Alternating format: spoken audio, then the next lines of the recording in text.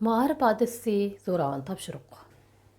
زوراۋان تاپشۇرۇق بالىلارنىڭ ishonchisi, irodasi va baziliyatiga salbiy ta'sir ko'rsatadi. Uning bu jihatdagi ta'siri biror quр kiyimni ortiq kiyib olsa isib ketib, biror nonni jiqroq yevasa ching'ilib ketgandek unchavala oddiy emas. Jumladan u bola tarbiyasining umumiy holatini o'zgartirib o'tib, bolani o'qish bezorligi deb ataladigan so'zilma xarakterli kasalga mabtula qiladi. Balaning intilishchanligini vayron qilib, ijodchanligini yalmab yutib, baxt tuyg'usini kodin chiqarib o'tadi. Bo'libmi, uning eng og'ir zo'ravonligi bolaning axloqini buzishda ko'rinarli ifodalandi. Ko'pincha kishi muallim bergan topshiriqning hammasi o'rinliq ham bolaning o'bdan o'rganish uchun foydali. Shunga bola uni astoydil o'rganish kerak deb qaraydi. Amaliyotda bolalarga berilayotgan topshiriqlarning nurg'unlari foydasi yo'q narsalar. Foydasi yo'qlar emas, hatto salbiy ta'sir ko'rsatadigan behuda narsalar. Chunki undaq topshiriqlar bolalarning o'rganish qizg'inligini yo'qotish va aqliy qobiliyatining yetilishiga daxl yetkazishdek salbiyatlari bilan ilmiy o'qitish andisi bilan qarama-qarshi narsaga aylanib qoldi. Bundaq topshiriqni zo'ravan topshiriq deb ataymiz. Zo'ravan topshiriq mundaq 3 xil alohidlikka ega. Birinchi, miqdori ko'p. Boshlang'ich maktab birinchi yillik o'quvchilarning odatda bir qatimliq til adabiyot topshirig'iga qarab boqayli. Buningda 5 tal xam xat bilan uning o'qilishini A va B daftarga ayrim-ayrim 20 qatimdan yozib chiqadi. Bundaq bo'lganda bolalar xanzuchi xatdan 200 ni, xatlarning o'qilishidan 200 guruh yozdi. Undan boshqa 3 jumla tuzash topshirig'imi bor. Navada xam xatdan birini xato yozib salsa, atsi u xatning har birini bir qurdan yozib kelishi shart. Bundaq bo'lganda xanzuchi xatdan 30 ni, uning o'qilishidan 30 guruh ortiq yozdi degan gap. Agar ikki xatni xato yozib qo'ygan bo'lsa, u ortiq yozib keladigan xat bir hassa ko'paydi. Matematika bilan ingliz tilidan beriladigan topshiriqlar oz emas. O'ylab ko'rayli. Amdili birinchi yilga kirgan kichkina bola bunchalar ko'p topshiriqni ishlab bo'lish uchun qanchalik vaqt qadilib o'tiradi. Ikkinchi, jazo xarakterli kuchlik. To'liq o'tir maktabning birinchi yilida o'qiydigan bir bolaning til adabiyotda o'lcham ketish imtihon qog'ozini ko'rib boqqan edim. Javobning bir necha yerida xato ketib qopti. Keyin o'qisam, muallim imtihonda xato ketib qolgan yerlarni topshiriq daftarlariga tuzitib qayta yozg'izdi ekan. Yana bir savolning javobini 20 qatimda yozish to'g'ri keldi ekan. Masalan, bir bola bir xatni xato yozib qo'ygan bo'lsa, uni topshiriq daftariga 20 qatim yozdi ekan. Biror turaqli iborani xato yozib qo'ygan bo'lsa, uni 20 qatim yozdi ekan.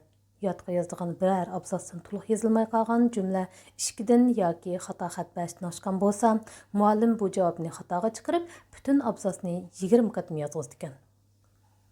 Demak, bunda qilganda natijasi yaxshi bolalar bilan natijasi nacharlik bolalarning topshiriq miqdori zo'r farqlandi degan gap.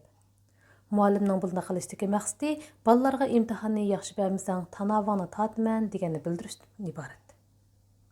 3. Bahona g'araz aralashgan.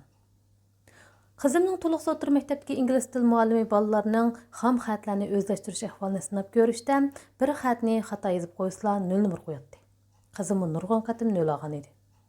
Muallim bu usul orqali ehtimol bolalarga 100 numar ololmasang 0 olasan demoqchi bo'lsa kerak.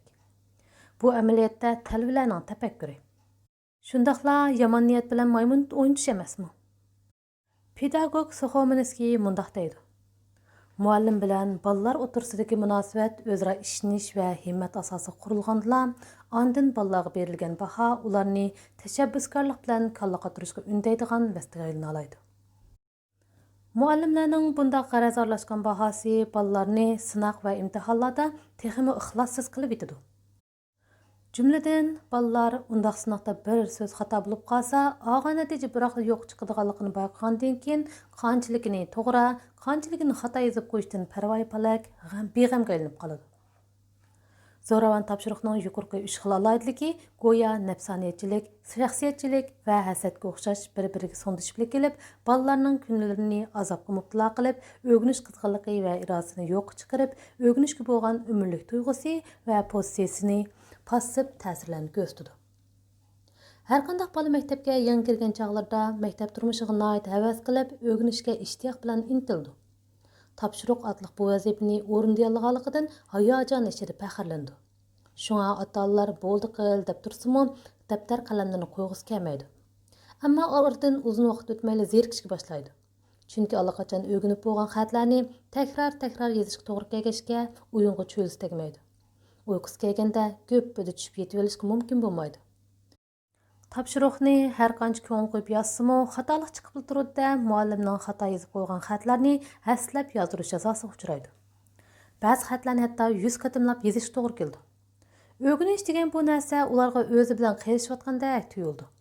Buning bilan bolalarning yuragida o'rganishga bo'lgan o'chmanlik bix surib, bara-bara o'rganishdan zerikishga boshlaydi. Bezorlik o'rganishning eng ashaddiy dushmani. Zoravan topshiriq ashu ashaddiy dushmanni bolalarning qalb dunyosiga to'shib ekildigan bedik. Xavotirlanadigan yerimiz shuki, nurg'un muallim bolalarning qalb dunyosi tamam atlangan ashu bedik orqali bolalarga qandoqdir ilm-bilim emas, balki zoravan o'rganish bezorligidan iborat ashaddiy dushmanni avatib beryotdi. Uni az deb ota-onlarmi bolalarga zoravan topshiriqni zo'rlab, ularning o'rganish bezorligini kuchaytiryotdi. Bir qism muallimlar bilan ota-onlarning zoravan topshiriqqa hirasman bo'lib qolishda mundaq ikki turlik bevosita sabab bor. Biri ularning kallasida ko'p yozib ko'p yodilsa, ko'p narsani o'rganib olg'il bo'ladi deydigan bir turlik mantiqi bor. Men buni takallufsizla galvanlar mantiqisi deb atadim. Ashu mantiqa sohiblari bir xatni 20 qatim yozgan, 2 qatim yozganda yaxshi, biror savolni 5 qatim ishlagan, 1 qatim ishlaganda yaxshi deb qaraydi. Bu o'rganishdan iborat bu murakkab aqliy faoliyatni xuddi qancha kuchab belasa shuncha o'tkaziladigan paltikak o'rnida ko'rganlik.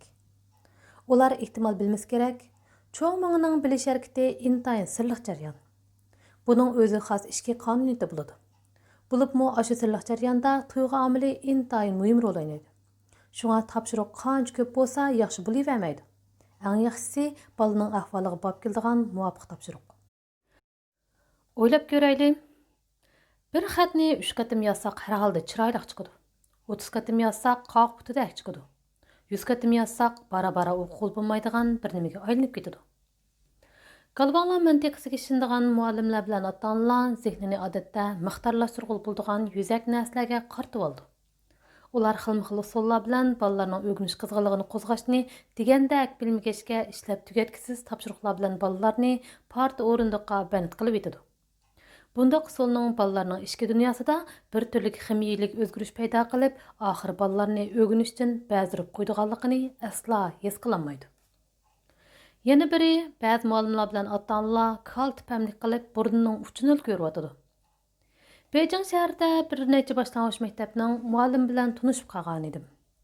Shulardan biri bolalarga topshiriq berganda hadislar xatni pochilab yozib kelishni topilaydi ekan. Masalan, yu xatidagi yanzapang, wu, kou qatorliq bilaklarni ayrim-ayrim bir qurdan yozdirib, ondan bir butun xatning o'zini ikki qur yozdirdi ekan. Xatning elifbachi o'qilishinimi bosh uzuk tavush, so'ziq tavush va ton belgilari bo'yicha ayrim-ayrim yozdirib o'tib, oxirida ondan shu bilaklarni biriktirib, yana yozdirdi ekan. U muallimning bundaq usuli bolalarning ancha-muncha xat tunib olishiga turtki bo'libdi. Balalarmı biləklər bo'yicha ilingan sınaqda yomon emas natija topdi. Ota-onalarmı xush bo'lib ketibdi.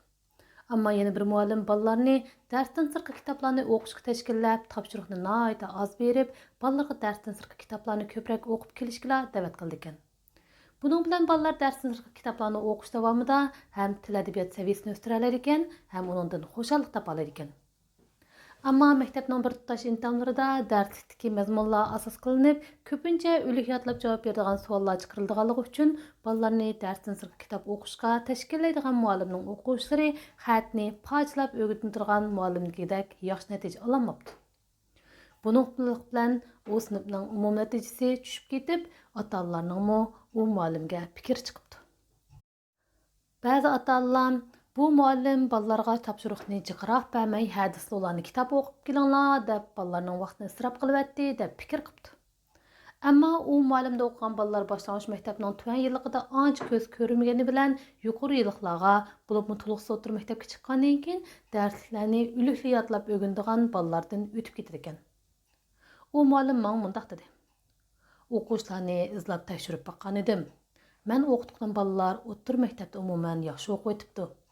Ular orasida chatoqchi bolalar yo'q deyarlik ekan. Ammo xatni pochalab o'qitirgan muallimning o'quvchilari o'tir maktabga chiqqandan keyin nemishqidir nurg'un masalalarga yo'l qo'yibdi. Nurg'un bola o'tir maktabda sinib o'rlagan sari o'qishdan tizishga boshlabdi. o'qish natijasi, o'rganish pozitsiyasi, hatto psixik sog'lomlik jihatlarda ko'plagan nuqsonlari bor ekan.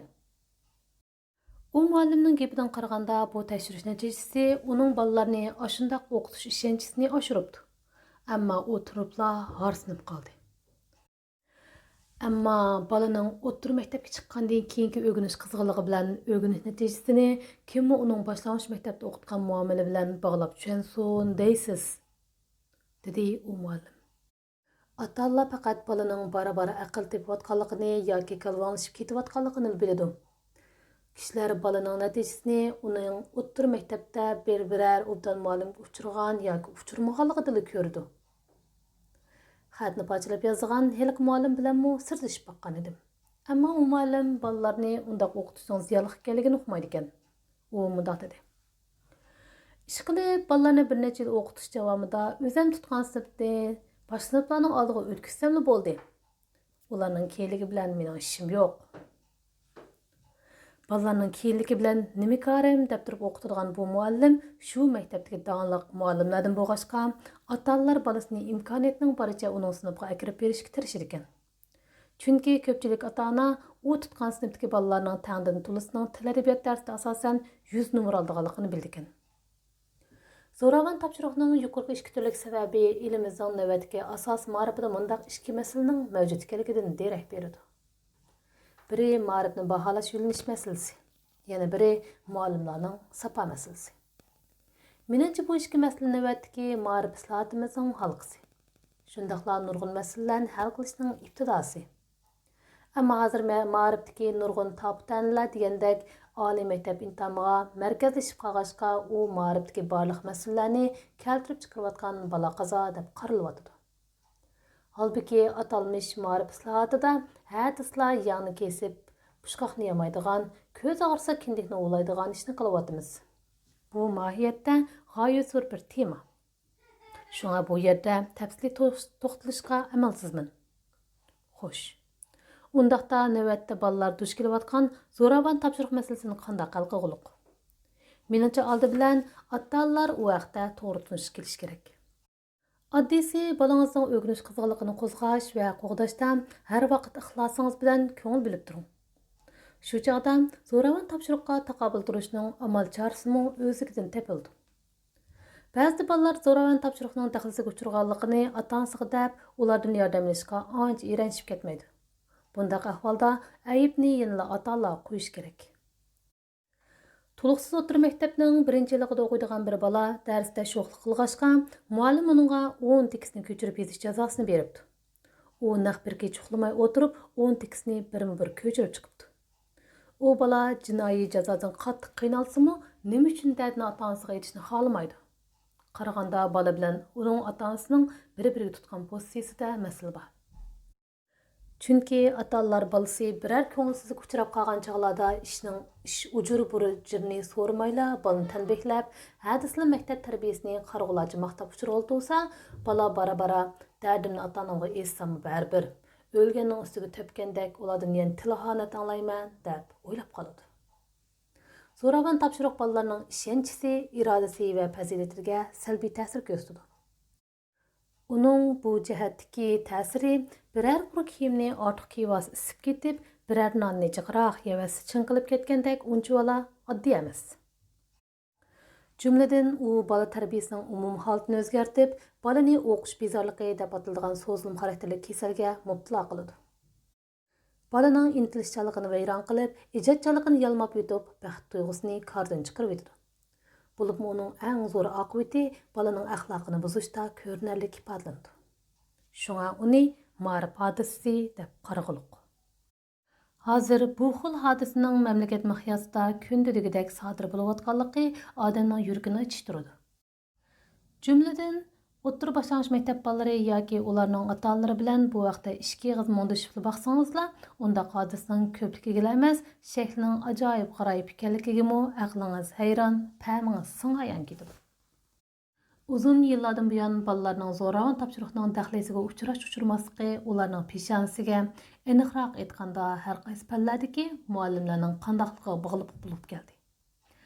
Dars kiradigan muallimlarning tangdan to'lisi bolani zo'ravon topshiriqqa ko'mib etmaslar, buningga ming qadri shukri deyapmiz. Davlat o'qitish tadqiqoti uchun yiliga nurg'un xarajat ajratib pedagogik sohasidagi oliy maktablar o'qitish tadqiqot institutlari temaja tadqiqoti bilan to'xtamay mashg'ul bo'lyotdi. Hatto o'rta boshlang'ich maktablari ham shunday qilyotdi.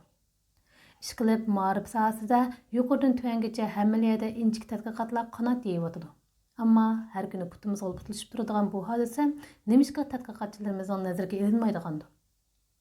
Chunki tadqiqot xarajatiga eng ko'p erisha oladigan pedagog mutaxassislari dabdabiglik ilmiy muloyizalarga qilish kamroq. Ammo bolalarning kundalik o'qish va turmushiga munosabatli masalalarni muloyiza qilib boqadigan odam yo'q deyarlik. O'rta maktabdagi bir savodishim davlat darajadagi alohida muallim sharafiga noil bo'lgaydi. U mundoq dedi. Hozirgacha bo'lgan xizmat tajribamdan qaraganda bolalarga xam xatlarni faqat 3 qatimli yozdirsa, uning unumi eng yaxshi bo'ldi ekan. Ashundaq ham oddiy ham unumli tajribalarni meningcha haqiqiy ilmiy tadqiqot natijasi deyish kerak. Chunki ash tajriba umumlashtirilsa, elimizdagi ko'rmanglagan bolaning topshiriq azobini yengillatgili, hatto ularning o'rganish qizg'inligini urg'utgil bo'ldi.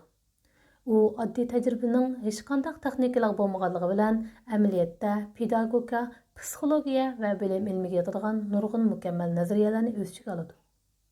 Shunga bu muallimning oddiy usuli maktab turmushi bilan qilcha munosabati yo'q gaplardan tuzilgan o'qitish tadqiqot muvaffaqiyati bo'lmish qalin kitoblardan qimmatli albatta. Afsus. Undaq qarg'a kelarlik tajribalar umumlashtirishdan mustasno qilayotqachqa nurg'un kishi uningdan manfaatlanmayotdi. Uningdan boshqa ma'arifga mas'ul tarmoqlar maktablarning o'qitish ishlariga pedagogik qoidasi bilan mulozimat qilishga sal qarab, hadislar ma'muriy vositalarni ishga solyotdi. Natijada undaq ma'muriy vositalar maktablarning o'qitishiga unum berolmay qolmasdan muallimlarning yukini og'irlashtiryotdi. 2007 yil gazetdan ma'lum bir ma'muriy tarmoqning bolalarning yukini yengiltish loyihasini o'tirib qo'yib, boshlang'ich maktab bolalarining bo'xsini 3 kilogramdan oshirib o'tishga bo'lmaydi deb bekitganligini o'qidim. U tarmoq bu belgilamani tushungandan keyin maktablarni aralab tekshirishga yana nazoratchilarni ma'vatibdi. Ammo tuvandikilar buning amalini tepdi. Misalan, bolalar oldi bilan 2 kilogramlik bo'xchisini ortib, maktab darvozasidan kirib olgandan keyin opsinib bergan 5 kilogramlik yana bir bo'xchini olib sinfga kiradi ekan. Shuncha yillardan beri ma'arif ma'muriy tarmoqlarning bir bo'z kar bo'lmaydigan, bir bo'z chekdan oshirib o'tadigan ashundaq tadbirlarni ko'rib, ba'zi byurokratlarning kallasining rasmiy suyi bor ekan degim keladi. Bolalar bo'xchisini yengillatish amaliyoti bir xil o'qitish. Bu yerdagi bo'xcha o'rganishning simvoli. Bo'xchining og'irligi bilan bolalarning o'rganish yuki orasidagi yuzaki bog'lanish bor deyilsa-mu, u amaliyotda bab-baravar o'qimlardan emas. Chunki o'quvchilarning yukini yengillatish fikr va tushunchaga bog'liq narsa bo'lsa, uni qandaqmi tarozi bilan o'lchigil bo'lsin. Muallim qandaq qilganda bolalarni darsga uzun muddat majburiy banit qilish, qandaq qilganda ularning zehnini boshqa hech qandaq narsaga bermay faqat darsga mujassamlashtirish ustidan o'ylansam, u holda bolalarning yukini og'irlashtirish masalasidan saqlanqil bo'lmaydi. Pedagog Soxominskining bu bayonida o'quvchilar yukining og'irlashib ketishidagi sabablari va uni hal qilishning amali o'tirib qo'yilgan bo'lsa, masalani nima uchun mush nuqtadan analiz qilib baxmaymiz? Bolalarning yukini yengiltishning eng qaror kelarlik usuli zoravan topshiriqni cheklash.